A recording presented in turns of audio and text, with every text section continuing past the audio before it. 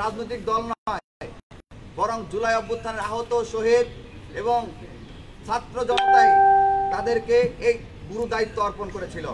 সুতরাং আপনাদের স্মরণ রাখা দরকার, ছাত্র জনতার জনদাবির বিরুদ্ধে অবস্থান নিলে ছাত্র জনতা আপনাদেরকেও ইতিহাসে রাস্তা করে ফেলতে কুণ্ঠিত বোধ করবে না। সরকারের পক্ষ থেকে বিভিন্ন উপদেষ্টা শুরু থেকেই বলে আসছেন যে আওয়ামী লীগকে নিষিদ্ধকরণ করা তারা সমীচীন মনে করেন না। কখনো কখনো কোনো কোনো উপদেষ্টা আবার এই বক্তব্য দিয়েছেন আওয়ামী লীগের ভালো অংশ নামে বা ভিন্ন নামে রাজনীতি আসলে তাদের কোনো আপত্তি নাই। অথচ জুলাইয়ে শুধু খুনি হাসিনা ব্যক্তি হিসেবে গণহত্যা চালায় নাই, বরং আওয়ামী লীগ দল হিসেবেই গণহত্যা সংগঠিত করেছিল। সুতরাং যারা ফৌজদারি অপরাধে যুক্ত নয় তারাও এই গণহত্যায় মৌন সমর্থন দিয়েছিল। আওয়ামী লীগ কোনোভাবে টিকে গেলে জুলাই আন্দোলনকারীদের উপরে নির্মম প্রতিশোধ গ্রহণ করত। এর বিভিন্ন পদক্ষেপ আমরা আন্দোলন চলাকালে দেখেছি।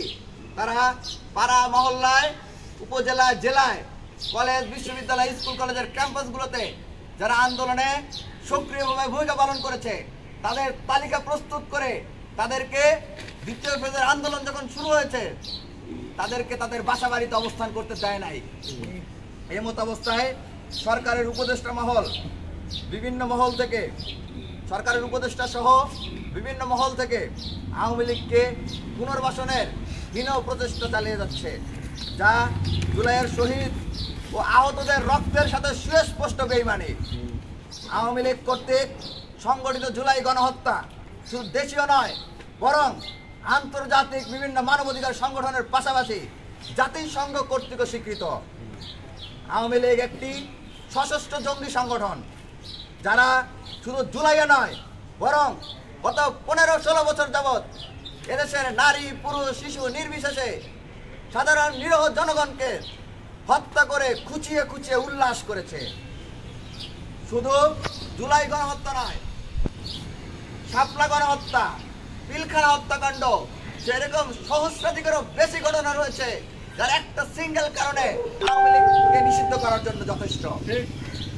কিন্তু তাই আমরা সরকারের প্রতি আহ্বান জানাবো, জনগণকে বোকা বানানোর চেষ্টা করবেন না। ছাত্র জনতা এখন আগের থেকে অনেক বেশি সচেতন। গড়িমসি বন্ধ করে অনতি বিলম্বে আওয়ামী লীগকে নিষিদ্ধ ঘোষণা করুন। জুলাই গণহত্যা সহ গত 15-16 বছর যাবৎ সংগঠিত সকল হত্যাকাণ্ড, গুম, খুন, আয়নাঘর, নির্যাতন, দুর্নীতি বিচার করুন এবং গণহত্যার সাথে জড়িত এমপি, মন্ত্রী, গত 3টি অবৈধ নির্বাচনে অংশগ্রহণ করা ক্যান্ডিডেট, তারা যাতে কোনোভাবে বাংলাদেশের মাটিতে রাজনীতি করতে না পারে সেই ব্যবস্থা আপনারা গ্রহণ করুন। যদি আপনারা সেটি না করে ছাত্র জনতার বিরুদ্ধে অবস্থান গ্রহণ করেন, জুলাই শহীদদের রক্তের সাথে বেইমানি করে আওয়ামী লীগকে পুনর্বাসন করার দুঃসাহস দেখান, তাহলে আপনাদেরকেও এই ভয়াবহ আওয়ামী লীগের মতো ভয়াবহ পরিণতির কথা আপনাদের স্মরণ রাখা উচিত। প্রিয় সাংবাদিক বন্ধুগণ, আমরা গত কয়েকদিন যাবৎ গণহত্যাকারী আওয়ামী লীগ নিষিদ্ধকরণ আন্দোলন গঠন করে আওয়ামী লীগ নিষিদ্ধ এবং জুলাই গণহত্যার বিচারের দাবিতে ধারাবাহিকভাবে আন্দোলন চালিয়ে যাচ্ছি।